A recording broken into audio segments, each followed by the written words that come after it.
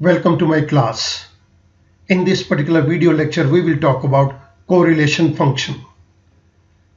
इस video lecture के अंदर हम Karl Pearson's coefficient of correlation को कैलकुलेट करेंगे और उसी के साथ एक्सेल के अंदर दिए गए फंक्शन कोरल को उसके साथ कंपेयर करेंगे. This is part 4. तो आइएगा शुरुआत करते हैं अपने क्वेश्चन के साथ.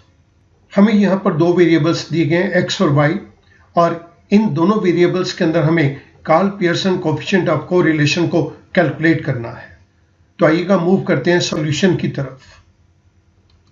इन order to simplify the work, मैंने एक स्ट्रक्चर को ऑलरेडी जनरेट कर दिया है और इस स्ट्रक्चर के अंदर हमें क्वेश्चन के पैरामीटर के साथ कुछ और कॉलम्स भी दिए गए हैं.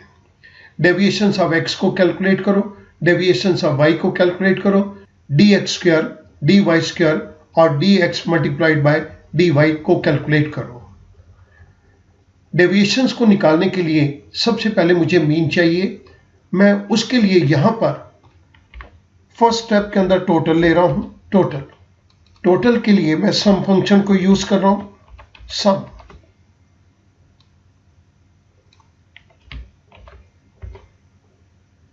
मैं इसी सम के फंक्शन को राइट साइड पे कॉपी कर देता हूं. मेरे पास x और y वेरिएबल का टोटल आ गया. अब मुझे यहां पर मीन को कैलकुलेट करना है. तो मीन को कैलकुलेट करने के लिए हमारे पास फंक्शन है एवरेज. मैंने x वेरिएबल की कंप्लीट रेंज दे दी. मेरे पास x वेरिएबल का मीन आ गया 50. मैं इसी फॉर्मूले को राइट साइड पे कॉपी कर रहा हूं. तो मेरे पास y वेरिएबल का भी मीन निकल के आ गया 60. मैं इन दोनों को आपकी रेफरेंस के लिए यहां पर दे देता हूं. 50 और y के केस के अंदर ये 60. अब मुझे x वेरिएबल की डेविएशंस को कैलकुलेट करना है. तो यहां पर equals to x minus mean. x का जो मीन है, क्योंकि मैं इसे ड्रैग डाउन करूंगा तो ये रेफरेंस चेंज हो जाएगी. मैं चाहता हूं कि ये रेफरेंस चेंज ना हो, इसके लिए मैं इसको एब्सोल्यूट रेफरेंसिंग के अंदर कन्वर्ट करने के लिए F4 को प्रेस कर देता हूं. I press enter. मेरे पास x वेरिएबल की फर्स्ट सेल के अंदर डेविएशन आ गई. मैंने इसी को सिलेक्ट करके नीचे ड्रैग डाउन कर दिया. यहां पर मैं टोटल ऑफ dx लूंगा. तो इक्वल्स टू सम, पूरी डेविएशन की रेंज को दे दिया. Parenthesis close. I press enter. मेरे पास dx की वैल्यू 0 आ गई. Similarly I will calculate the deviations of y equals to y minus mean. Mean को मैं यहां पर F4 प्रेस करके फिक्स कर रहा हूं. I press enter. First cell के अंदर मेरे पास y की डेविएशंस आ गई. मैंने इसी को सिलेक्ट करके ड्रैग डाउन कर दिया. मेरे पास y वेरिएबल्स की टोटल डेविएशंस आ गई. मैं इनका सम करना चाहता हूं, तो मैं यहां पर सम वाले फॉर्मूले को यहां पर कॉपी कर देता हूं. Now I move on to dx square. This is dx multiplied by again dx. I get the value of dx square. मैंने इसे ड्रैग डाउन कर दिया और सम वाले फंक्शन को मैं राइट साइड पे ड्रैग करता हूं. तो मेरे पास dx स्क्वायर आ गया. सिमिलरली अब मैं dy स्क्वायर को कैलकुलेट करूंगा. Equals to deviation of y multiplied by once again deviation of y. मैं इसको नीचे ड्रैग डाउन कर रहा हूं dy स्क्वायर को निकालने के लिए. यहां पर मुझे इनका टोटल चाहिए, तो मैंने सम वाले फंक्शन को राइट साइड पे ड्रैग कर दिया. मेरे पास सम टोटल आ गया dy स्क्वायर का. Now I need to multiply dx with dy equals to dx multiplied by dy. I press enter. मेरे पास फर्स्ट सेल के अंदर dx मल्टीप्लाइड बाय dy आ गया. मैंने इसको ड्रैग डाउन कर दिया. सारी रेंज के अंदर dx मल्टीप्लाइड बाय dy मुझे मिल गया. मैं इसी फंक्शन को, सम के फंक्शन को राइट साइड पे कॉपी कर देता हूं तो मेरे पास यहां पर dx मल्टीप्लाइड बाई dy आ गया।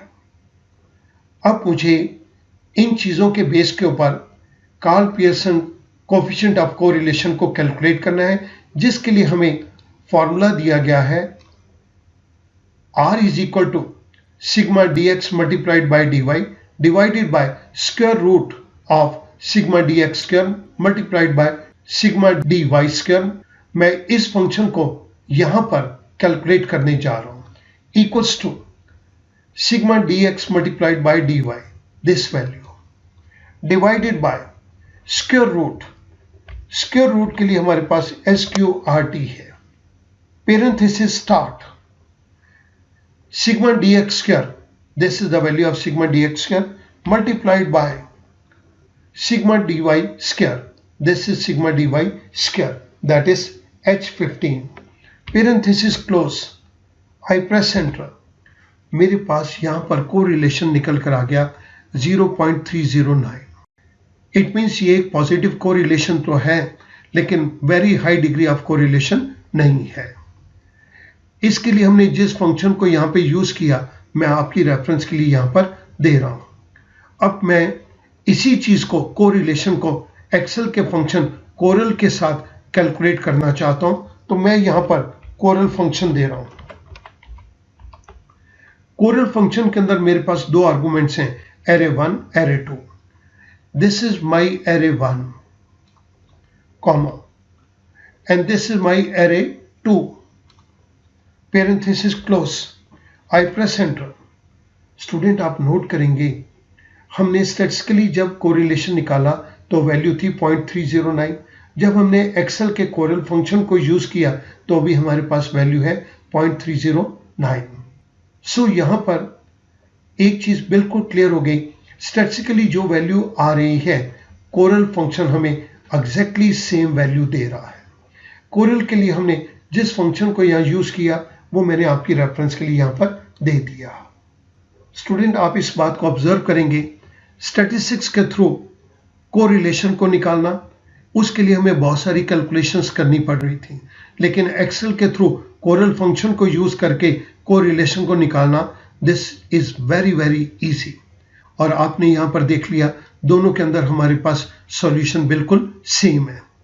तो Karl Pearson coefficient of correlation को स्टैटिस्टिकली निकालने के लिए हमें इस फंक्शन को यूज करना है, लेकिन अगर एक्सेल के अंदर हम कोरल फंक्शन यूज करते हैं तो उसके लिए हमारे पास ये पैरामीटर्स हैं, array 1 and array 2।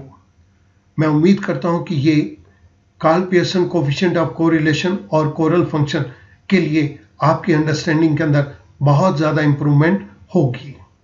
Thank you very much.